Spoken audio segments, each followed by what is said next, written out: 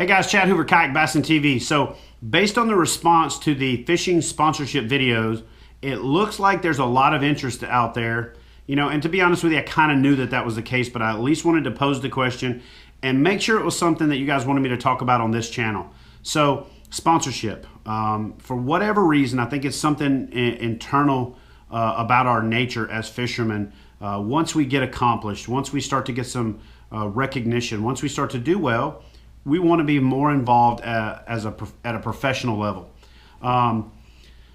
So here's the deal. The competitive landscape, the way that you get sponsored, the things that are important about getting sponsored, and the things that you have to do since I got my first sponsorships are completely different than they are now. And with Instagram and Facebook and Twitter and a lot of the social media outlets out there, things have changed.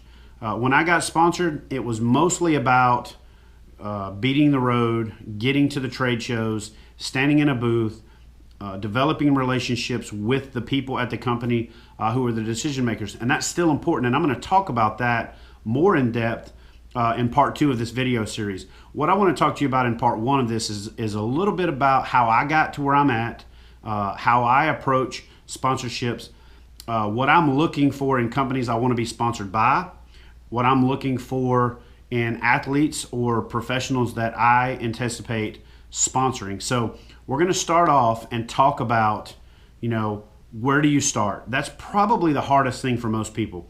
The hardest pro staff for you to get assigned to is your first one.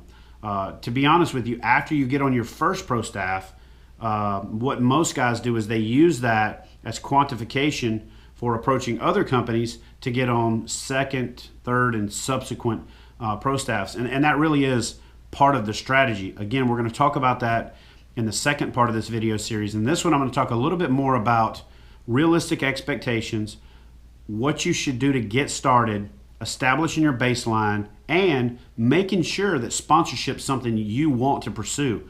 Because as they say, the grass is always greener on the other side, but it's a lot of work, and I want to prepare you for that. So let's just delve right off into it. How did I get started? Seminars. Doing seminars was the way that I got started. I've got a unique sense of humor, so I started getting asked to talk about how I caught fish. I started getting asked to talk about using the kayak, and because it was something different, it got a lot of attention. So I got in front of people. I talked at club meetings, at church groups, at trade shows, at fairs, at get-togethers, at tournaments, at expos. And, to me, if you can't get in front of a group of people and sell yourself and sell the product that you're selling, which is the type of fishing that you do, then you're not of any value to yourself as a professional, and you're not of any value to a company as a sponsored individual. So prepare yourself by learning to do seminars, craft a seminar, do a seminar to your kids if you're a parent, do a seminar to your friends if you are somebody that doesn't really like to get up in front of large groups. But getting in front of groups is definitely something you're going to have to do. It's something that you're going to create a following by doing. And so trade shows, I mentioned that earlier. One of the ways that you can craft your knowledge base, one of the ways that you can understand the things that consumers want to know, is to volunteer to work the booth at trade shows, consumer shows, fishing expos, and things like that for the companies that you want to get sponsored by. And I want you to understand what I just said. I said volunteered. For 7, 8, maybe even 10 years, I worked trade shows on the weekends. I worked trade shows during the week. I worked trade shows out of town on my dime, on my own time. I gave up a lot of weekends. I drove a lot of miles. But it put me in the place to meet the people who were the decision makers at the companies that I was interested in pursuing. I ultimately worked my way into doing seminars at these events. I then worked my way into presenting products on behalf of the company. I got into the company's directory and figured out who the people were that made the product upgrade decisions, and started a relationship and a dialogue with those folks. So what it really boils down to is upfront, your willingness to help the company, not asking them what they can do for you, but showing them what you can do for them. So the number one thing for me and the number one thing for you right now to craft your skill set is to do seminars, is to get out there and talk about what you're passionate about and really dial in and craft your ability to articulate that to the people that would be interested in what you're doing, which is the consumer base for the companies that you're looking to represent. Now, when you approach a company, do not send them a bio that is more than about a 45-second read. Literally write it, set up an egg timer, set the timer on your watch, set the timer on your cell phone, and read it. When you're done, look over. If it's longer than 30 seconds, you probably have a problem. If it's longer than 90 seconds, you definitely have a problem. And here's why. You want to tell your life story as if it's going to quantify you to these people that work at these companies that make these decisions, but they get thousands and thousands of submissions of people wanting to be sponsored, so you have to stick out. And the last thing you want to do is to be a big paragraph that long that people go, oh, and they don't want to read it. When I was 9 years old, I started fishing with my daddy down there at the pond. I outfished daddy every day for about a month and a half, blah, blah, blah, blah, blah. Okay, great. That's why you are who you are. Tell them what you are now, what you are doing, and what you can do for them, and why you like their product. That's it, up front.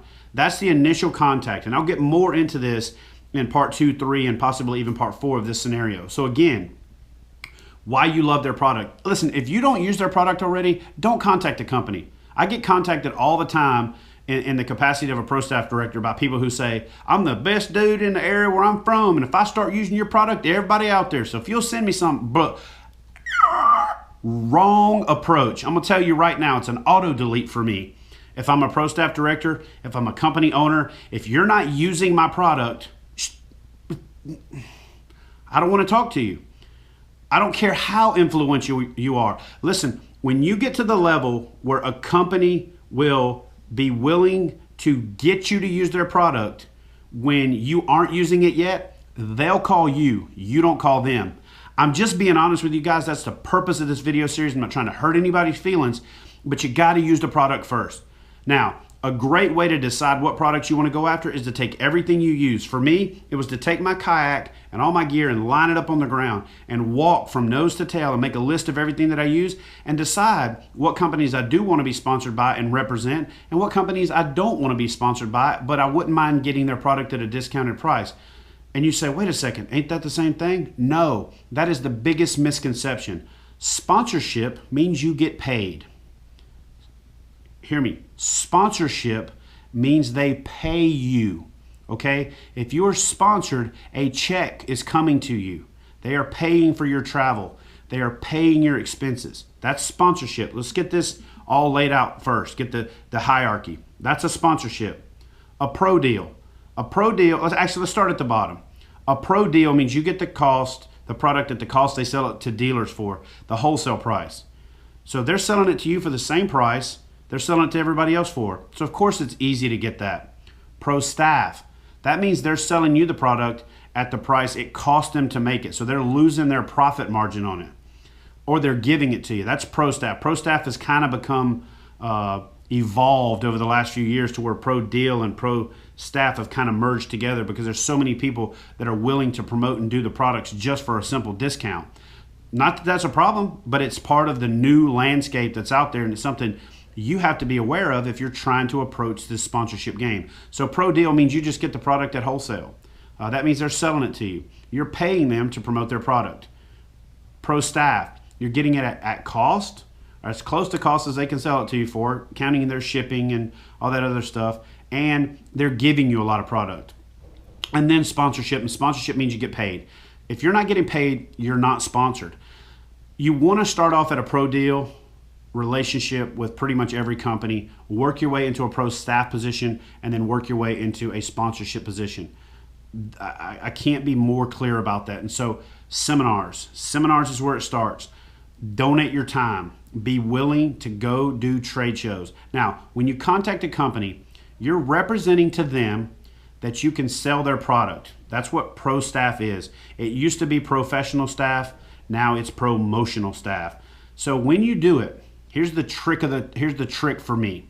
and it's the thing that works the best for me when somebody sends me an application, a sponsorship request, whether it's for Hook One, Kayak Bass Fishing, one of the companies that I own, or it's a company that I have represented and been their Prostaff director, like Torpedo, like Wilderness Systems, like Secret Weapon Lures, and several other companies that I've worked in that capacity for.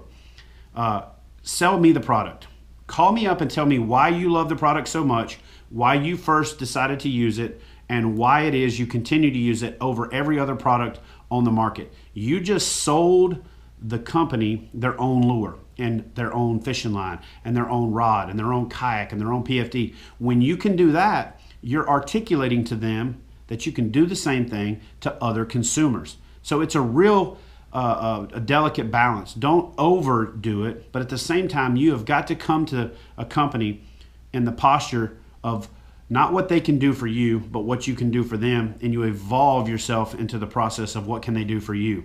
Most people show up with their hand out asking what the company can do for them, and generally the company is going to do the minimums then. And when you start your relationship off like that, it pretty much usually stays that way. So I really wanted to get in this video and talk about the realistic expectations. I want to give you a baseline for kind of where I got to where I'm at and how I got here. I did over 400 trade shows. From 1996 until the close of 2015, I counted it up. I've done over 400 trade shows. Not 400 days. That's 400 separate trade shows. That's a lot of trade shows. That's a lot of standing on concrete floors. That's a lot of going to hotel rooms with an aching back.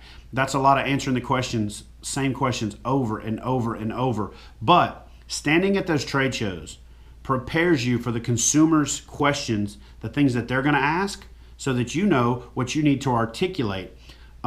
Much like when you can answer a question before it's asked, you save yourself a lot of time. For me, working trade shows and knowing the things that consumers wanted to know, let me know two things. It let me know the holes in the company's marketing plan, because a consumer that came in looking for your product but still have questions means he has had a cause for pause in buying the product. So working trade shows, learning what the consumers are asking. Now it's watching Facebook posts, it's watching Twitter feeds, it's going onto the forums, it's listening to the responses from YouTube videos. The questions that consumers ask about a product to any marketing agency in any company is the answer to the questions they're not answering in their marketing approach. So if you can be that conduit to convince a company that you can be that person that answers those questions, that alleviates those concerns, that provides that feedback, then you're valuable to that company. So again, start off with seminars. Start off with trade shows, and start off with writing down your ideas, whether that's writing an article itself or collectively putting down something on paper that you can quantify what you're going to articulate about the particular subject, whether it's in a Facebook post, a Twitter feed, a forum, a newsletter, an actual article, and look for opportunities. You know, I've written a book about kayak fishing. I've written articles for a number of magazines, Kayak Angler Magazine, Kayak Fish Magazine, Bass Times. Wrote for Bassmaster for quite a while. And so there's a lot of stuff that goes into being a professional. And so people ask me all the time, hey man, should I get into photography, writing, doing trade shows, creating videos, showing up at events to try to work on sponsorships? And I'm thinking, bro, you just answered the question. But I think what a lot of people want to know is, what's the fast route? What's the quick route? What's the easy route? There is no easy route to being a sponsored athlete, to having companies pay you to do what's fun. There's a million dudes that want to play Major League Baseball, and only a few make it, that put in the work, that put in the time, that have the talent, that have the ability, that get out there and hustle, and they put themselves in the right place at the right time to be the guy that gets called up. There's millions and millions and millions of people out there that want to be sponsored, that want to be professionals, that want to be doing for a company what you're trying to get them to pay you to do for free. Because think about it. I told everybody to do it free in the beginning. Then work your way into a pro deal. I mean, from a pro deal to a pro staff, and then from pro staff to sponsored. So keep in mind, at some point, there's always both of those going on. So at the point where you get to where you're a sponsored person, there's somebody new in there wanting to do it for free.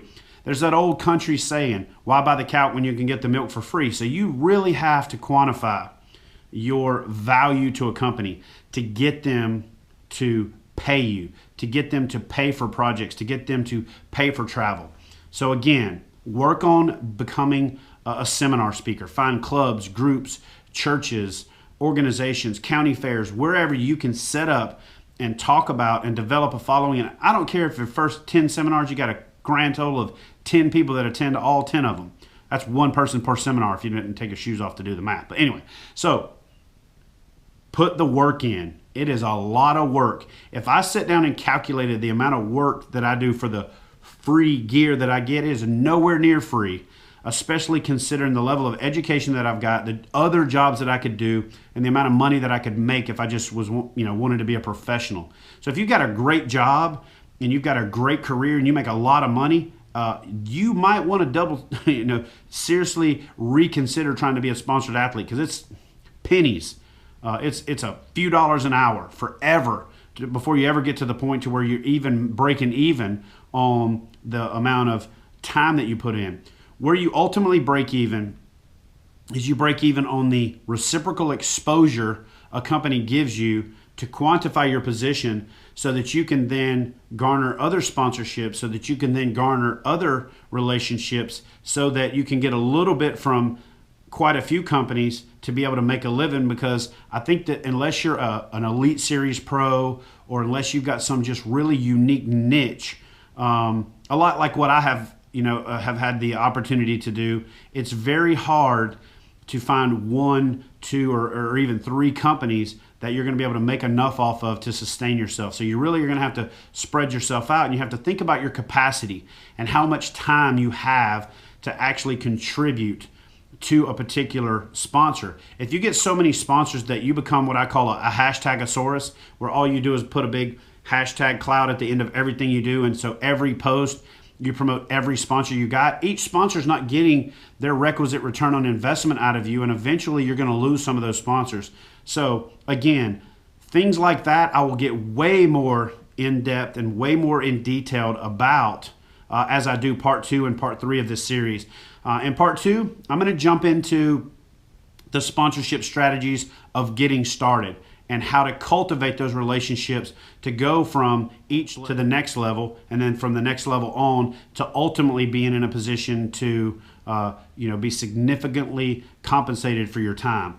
And in part 3, I'm going to get into advanced strategies about once you've kind of gotten there and you've got some notoriety and you've got some recognition and you've got your first sponsorship, how to parlay that into making a little bit more money off of what you're doing, so that you can divide the liability across several companies, so that it doesn't cost you as much to be in the right place at the right time, and it also doesn't you get to the point where it doesn't have to be something that comes out of your pocket. So again, I know this video is not going to be for everybody, because a lot of people just want to go fishing, a lot of people just want to have fun. And if you're not interested in sponsorships, I apologize. I'm going to knock these 3 videos out. They're probably going to come in pretty quick succession. I'm looking forward to hearing the comments, so please comment below. Again, this is for the folks that are interested in truly being sponsored, understanding the difference between a pro deal, a Prostaff, a sponsorship, and some of the other levels that we'll talk about in part 2 and part 3 of this series. So, hey guys, I'm Chad Hoover, Kayak Bassin TV. I hope you are interested in this topic. If you're not, I've got some cool fishing videos coming next week, so I apologize for this commercial interruption. Do me a favor, comment below if you like it, if you hate it, if you want to make sure that your voice is heard, just let me know by commenting below. And as always, thanks for tuning in, and please subscribe to Kayak Bassin TV.